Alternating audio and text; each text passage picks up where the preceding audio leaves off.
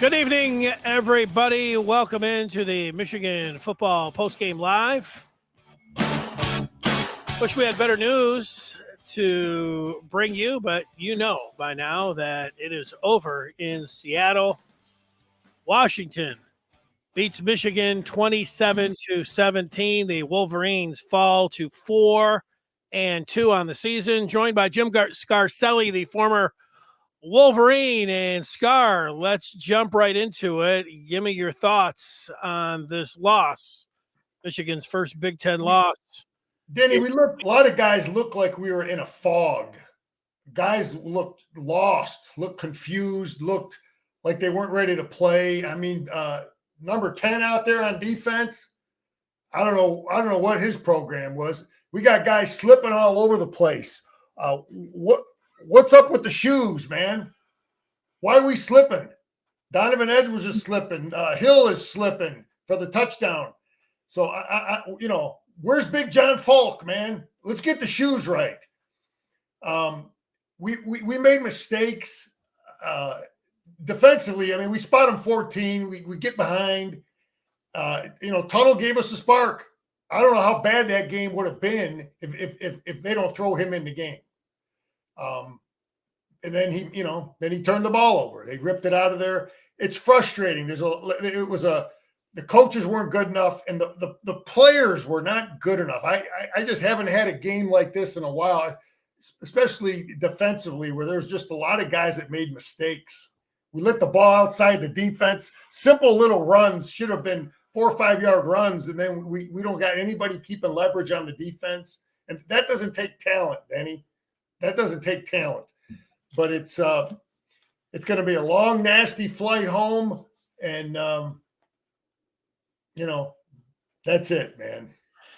Yeah, I don't know about the secondary. I'm with you on that. The tackling, the cushion, the screens. It was there, and the thing that jumps out to me. And you mentioned Tuttle came in, and he certainly did give him a spark. There's no doubt about that. But that Michigan went into this season with this quarterback room stands out like a sore thumb. And Tuttle. This reminded me of the 23 spring game.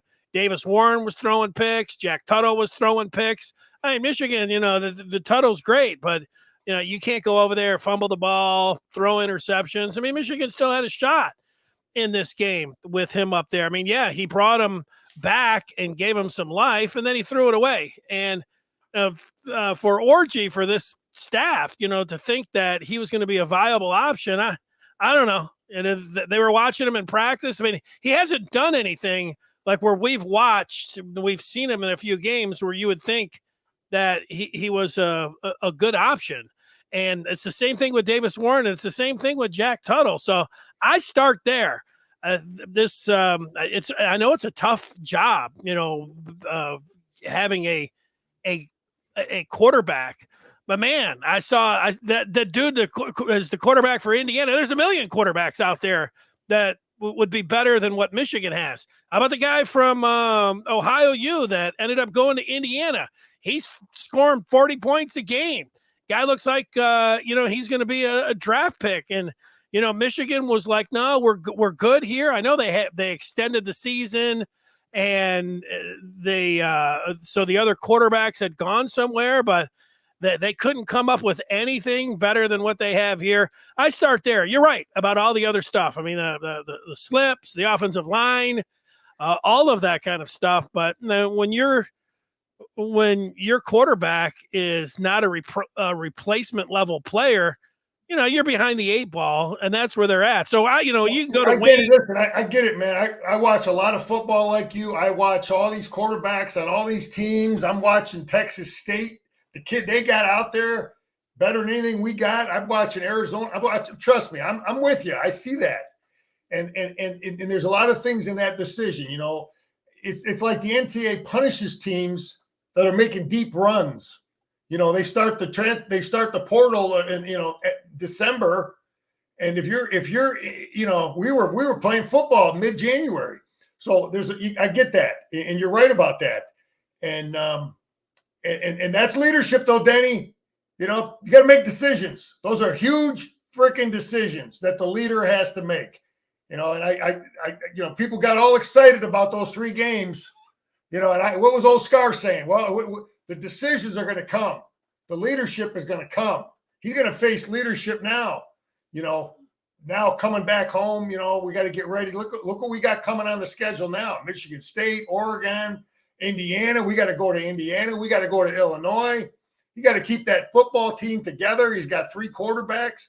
I mean, now you're going to get tested as a leader. But yeah, for whatever reason, they decided to stay with what they got. Was it because we were boxed in because of the time? Did they feel Tuttle was going to be better? Is he still playing hurt? I don't know. Is he still flopping around? Is that why he couldn't secure the ball? I don't know.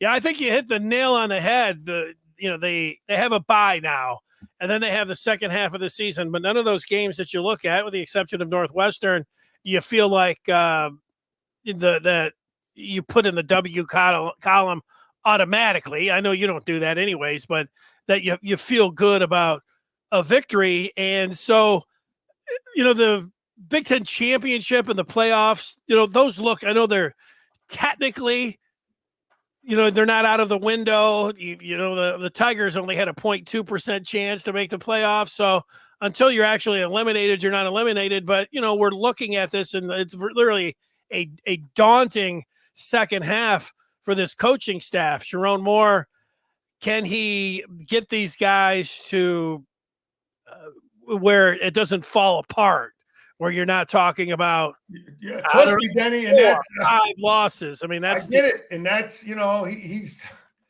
that's where it's gonna he doesn't have a resume of where people are gonna just this is his first year, man, so he's gonna get tested but I just look at things on offense. I mean, let's get into this stuff. Do we ever look at anybody besides 18? I mean, it's 3rd and 10, 3rd and 9. They're double teaming 18, and we're still trying to jam it into 18. We got other guys that can catch the football. That kind of bugged me there. It's a good question. They dusted off Samaj Morgan for like a play or two, and he looked pretty good, but that was it. We got to look at some other receivers too, man, because people are just double teaming 18. They know that's all you look at is 18. There were Denny. We did some things. I'm looking at some things we did. We had some formations. Jeff Percy gets his first start in there. He did a decent job. Crippen was good in there. He did some good things, man. And, people talked about playing 2 centers, right? People were beating, people up for, why are we playing 2 centers? Well, guess what? Now it paid off pretty darn good. We had a kid that had a lot of experience, and Crippen he did some good things in there. Tuttle gets in the game. I'll tell you, as soon as he got in the game, I mean, there was a real shot of confidence with the offense, with the whole football team when that kid got in the football game. I think everybody sees that. Other than the turnovers, if he doesn't try to, get that ball stripped. But, then I'm thinking about Belichick and old Jed over there. Like, where the hell did this number 13 come from? But he did some good things in there. But yeah, Denny, I've said it, and I'll just say, I just don't think we can give people more than 20 points. Period. I think that's where we are as a football team. People get more than 20 points on us, we're in trouble, because I don't know how much scoring we're going to do. And I'm frustrated, man. Yeah, the series, you're so right about Tuttle. It was such I don't know, it felt like an entire weight was off the team, and they responded to him. He looked good. They looked faster. They were running the ball. Of course, the Donovan Edwards took off for that touchdown. And then they even came out, people say, well, there's halftime adjustments. Well, they came out, their first drive, they were awesome. Amarian Walker on a 3rd down makes his first catch of the year. The ball, the longest pass that Michigan had completed. Samaj Morgan gets in there, and then Tuttle runs around and finds Colston Loveland. I mean, a play making, a quarterback making a play by moving around in there. You're like, wow, this is really amazing. But that was it. I mean, that was the last that Michigan had scored. It sucked because not the next 3 and out, but the first drive of the 3rd quarter when they went 3 and out, Donovan Edwards it looked like he had 2 lanes. They were showing one as a cutback on the TV. There looked like another one that he could have cruised for 10, 20 yards, and he slipped down. And the question about the cleats will be a good one. But then, Klein, the guy's got his arms. I mean, that was terrible. Terrible no call, man. Call, but, that's huge with Michigan because, the next series after that, that's the one where Tuttle fumbles. And, Michigan got their interception. Hausman came up, and was able to get the big interception. And then, but Tuttle fumbles, and then, they give up the touchdown, and then Tuttle throws the pick. And I don't know, so you say this is I don't know if you're a Michigan fan, if you're just, mad, you're probably mad at everyone, but this is more just like you put your head down because, Tuttle's better than Orgy, but he's just like a lot like Davis Warren. And it was flashbacks of the spring game of 23 where those guys were just out there. Scar, you come on here every time and you're always talking about, hey, what's the key to the game? Secure the football. You say it all the time. It's all you say. Not all you say, but I mean, you always say that first. It starts with that. You start with that. And you have to, Warren can't play because he can't, he gets to Orgies. You can't play him anymore. And so Tuttle's the guy, but he's a turnover machine too. But maybe he could get better because we don't even know how much he's practiced. I don't think he's been in there for a little bit. We don't know. And then he hasn't been in a pressure football game in a while. But when I did see him starting the way he started out that football game, it brought memories to me when we competed against him when he was at Indiana. He was a pain in the butt when he was at Indiana. He was running around. He was doing the things like he did. But let me just say this about our defense, Denny. I watched some things real close. Okay, Wink tries to mix things up and create confusion and do things, and I agree with a hell of a lot of what he did. And I'm putting this game a hell of a lot more on players. Wink called defenses that had players that were in position to make plays. They were there in position to make plays, and they didn't do it. They missed tackles. They slip. So. I don't, and obviously no one was good enough, okay, from the head coach down. Let's start with that. No one was good enough. But there was a hell of a lot of times that I thought Wink had us in the right spots, and guys just did not make plays when they were – just do your job, man. Lit the ball outside the defense. TJ Guy lets the ball outside. Hill looked like he was lost. Lit the ball outside the defense. So – we're going to look at the film Monday, but I saw a hell of a lot. And you talk about Zeke Berry here. Yeah, there's guys. I mean, he was right there. Giles Jackson looked like Anthony freaking Carter out there. We couldn't tackle the guy. He couldn't play for Michigan, so he leaves, and we couldn't even tackle him today. I just think, I don't. Coach Mueller used to say all the time, all I can do is put you in a position to get you in the right defense. You guys got to make the plays. And there's many times as a player I failed. I didn't, and it didn't happen today. There's a lot of guys that were in position and they did not produce. And the coach put them in a position to make the plays. Yeah, I hear what you're saying. The whole second half, this is, Michigan. I don't know, they didn't collapse totally against USC because they had the miracle run with Khalil Mullings, and the defense had to come up big on a final drive. But certainly USC made a lot of plays on them in the second half. They did, in most of the second half, collapse against Minnesota and hung on. And this wasn't a total collapse because they came out and they had the best drive of the season with Tuttle, the first drive of the third quarter. But so then it was after that. I know you say this is a thing that is smart. It's not halftime adjustments. It's adjustments all the time. And so people are saying, well, what are the second half adjustments? Well, the second it's the first drive of the third quarter, and then there's been some issues. There are things like and I don't know, Washington. They're fired up. You're right, man. That running back Coleman and his jump cuts when Michigan you're thinking about this run defense. Can they get a hold here in the red zone again? And this guy just comes out, makes that huge jump cut, and gets it down to the goal line. And but the secondary overall, those guys, they got the balls flying over their head, and even Will Johnson. I mean, Will Johnson didn't have. Benny, look at the end. Wink brought everybody on that last interference there, and he was trying. Listen, we were trying to get pressure. Josiah Stewart got pressure one time when we brought 4 guys. We weren't able to get pressure unless we did things. Okay, I see what he's doing. He's trying to create conflict and trying to do things to get guys freed up. And occasionally it worked out, but it was tough getting some pressure on that offensive line. Let me go over some players, Denny. Just some general thoughts. 92 Ike got some clock, did some decent things. I'd like to see more rotation there. 55 and 78 were playing their butt off, playing a lot of football. So 42 starts the game. Guy starts the game with Josiah Stewart. He started out, he did some good things, and then they lose contain. Him and Josiah Stewart at the end lost contain. We got, we get off the damn field, and these guys are losing contain. 91, Big Brandon there on that throwback. They got the little quarterback in there at receiver, right, Denny?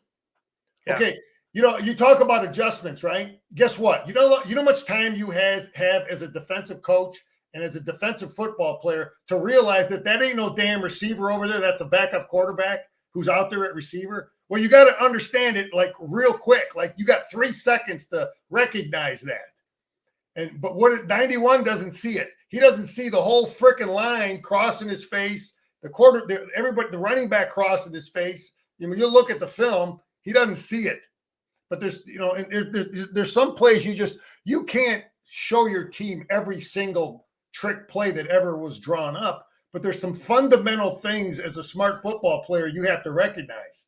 And he hasn't played a lot of football, but there comes a point where, there's some common sense things you got to see, and he doesn't see it. So as far as edge play, it would have been nice to have more in there, and him not being in there was a factor. I don't know why the hell Rolder didn't play at all, did he, Denny? 30? No. So you know what I'm thinking? I'm thinking they're scrimmaging hard in practice because you had a lot of guys that finished the game last week against Minnesota and they didn't play. So maybe they're beating the hell out of each other in practice. How do you finish the game against Minnesota and not play? You know what I mean? So I don't know. Because we didn't play 3 linebackers until the very end. They put 34 in there. Hood. So, but when I'm watching number 1 and I'm watching 15 playing tired, it's a factor. You follow me? You got to get those guys out of the game, man. When people are running through us and they're not getting off in coverage, it's because they're tired. So you got to get them out of the game a little bit. And Page on that big first bomb, he's got to get back into that middle half. That's his responsibility. And then I got 20 here. He looked like he was in a fog. Like he had tennis shoes on out there. Yeah, he didn't have a good game. No. And same with listen, that quarterback for them, that kid's played a lot of football, man. He's probably started, I don't know, 3 years for Mississippi State, 1 year. He's played a lot of football and he didn't make many mistakes. But I'll give Jed some credit. Jed did some things. He did a little wham. He trapped our one technique. We haven't seen that all year. He screened to the short side. Remember, Danny, I told you people are going to screen Michigan to the short side of the field? Yes, you did say that. Because, I see it. Everybody sees it. Wink likes to bring pressure from the short side of the field. And it is what it is. I mean, we got to have answers. Sometimes they guess right, and they did. But it was discouraging when they bring the little fast quarterback in there, and we look like we don't know how to defend the RPO stuff. We don't even. Hausman's right there. Wink's got the right defense called. He's right there, and we miss him. And it's like you want to blame the coach. The guy's got the right freaking defense called. Tackle the guy. It's like we haven't seen that play. We run the damn stuff. We should have defended it better. Yeah, I'll let you get some thoughts together on some more players or some more series or the halves or you look at. I think there's a lot of people, myself included, now. Like you look towards the second half. We talk about it all off season, the entire season, but we've watched them play the first half. We've already talked about the quarterbacks, and that's going to go to Sharon Moore, and that's going to go to Kirk Campbell. But now we've got to see what they can salvage. Nobody's going to think that they're going to win many games in the second half because of their issues on offense. I mean, the offense is everybody knows. I mean, they know. It's amazing. Like USC, we know that Michigan, if they have a third and short or fourth and short, they're just running it. They're telling you they're running it, and everybody knows they're going to run it, and they just keep running it. What I'm saying here is that what Kirk Campbell and what Sharon Moore are going to be able to do with the offense to see, because there's guys, Moore's job's not on the line, but certainly when you're talking about an inexperienced offensive coordinator and he had a hand in the quarterback room, I mean, it's a gigantic spotlight. And I would also put the gigantic spotlight. What do you mean he had a hand in the quarterback room? What do you mean? Well, you think it was his decision to determine what quarterbacks are in that room? Well, he's the offensive coordinator and he's the quarterback coach. I would think. You think he had the final say? No. I think that he has a huge say in it. And now with the leader, Denny, the leader makes those decisions. You're right, but they're not blowing out the leader after a 4 or 5 loss campaign. Yeah, well, but they can take in what happens when you have a real disappointing season is that there are coaches that get moved and you bring other guys in. So, yeah, I mean, Cam, I'm not talking about firing him today. I'm not talking about firing anybody today. I'm talking about the second half, that what are they going to be able to salvage offensively? You go to the quarterback, but now this is what they have. What are they going to be able to do? Are they going to do something where you're going to feel good about them in the offseason? I know this is a long ways away. You look at it differently, Scar. I'm just telling you, these are how everyone else is going to be looking at this. Can the second half be salvaged? I trust me. I'm looking at it same thing, man. I want these kids to win, man. I'm a former player. Yeah. I'm always cheering for the players, man. No, I hear you. I hear you on that, and so it's a different story now. I think people were hanging on and hoping. Heck, I picked Michigan to win this game. I thought they'd be able to run the victory. I thought they would be able to line up, knock Washington off the ball, get a lead, and win this game. That was with Orgy as quarterbacks, but now. You start thinking about the Illinois, MSU, Oregon, Indiana, and Ohio State. I mean, there's a couple losses in there. Yeah. And that's not going to be a fun second half for Michigan fans, obviously. And then, that doesn't make for a very fun off season either. So, yeah, these guys, you're always coaching for your job. You're always playing for, you're on tape. You're playing for your future, wherever you're going to go. But the whole thing, Michigan had this, the way to put their team together with this is the Block M, and this is a transformational, man. Harbaugh had it and it worked, and they used the NIL, and now you look at this thing, man. And I know this is more off-season talk, but you just start saying, man, they need this, and this, but the thing they need is a quarterback. I mean, I don't know. Yeah, because I look at a lot of real good things. With our offensive line, we had some injuries. The big Hinton was out, but we had a team that was prepared to go in there and compete. You lose your center and bam, you got another guy. That's a sign of a well-coached team. You lose a tackle and bam, you got Percy in there who was respectable. You lose your center and bam, you got Crippen in there. So those are things that are a sign of a good football team. When you lose guys and you can throw someone in there that's respectable, but. Let me just real quick, Denny. Klein is blocking his butt off. I'd like to see him throw to him more. It's obvious when Loveland's in the game, he's not going to be at the point of attack. They're just splitting him out. He's playing hurt. His shoulder's banged up. He's doing the best he can. I thought, early on with Alex, I thought maybe they had a little plan to try to get him running the football. There were a couple things in there that looked decent. Donovan had a nice run in there, and that was right away when Tuttle got in the game. I think when Tuttle got in the game, you see the secondary moving back now. You know what I mean? You can see it. You look at the Washington defense when Alex Orji was in the game. Yeah, they're going to honor the quarterback keep, but they're all 6-7 yards within the line of scrimmage. As soon as Tuttle got in the game, the secondary was backed off. So now Donovan had room on that long run. So yeah, that was the first series that Tuttle came in. That was the capped off by the 39-yard touchdown. Yeah, I mean, Blackledge is talking about Donovan Edwards and this, but hey, there was a difference with Belichick had to make an adjustment. Okay, you got this kid in here who he would have known what he did at Indiana. They trust me, they would have had his film. I guarantee you, they looked at what this kid did. They would have known what kind of passer he is. So they would have honored that, and then his whole game plan would have changed when he got in the football game. But then something was kind of discouraging.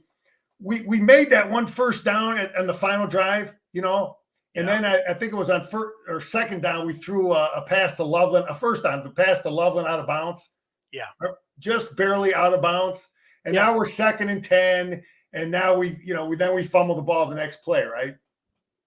I think that's how it was, but because we were running the ball, we had first couple plays there to get that first down. We ran it in there pretty good. Well, sure. I'll just say, the question to you is if they would have decided, let's put Tuttle up. I wouldn't have done that myself because, Orji, you could make the case that if he makes that throw to Loveland last week, it's going to be 31-10.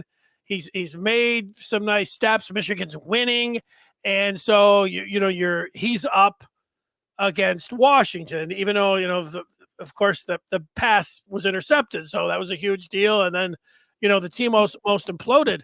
That would have been an interesting decision if they would have just had Tuttle up. There were some fans that wanted to see that. Let me ask you the question. Do you think Michigan, if they would have had Tuttle start this game, how do you think it would have gone?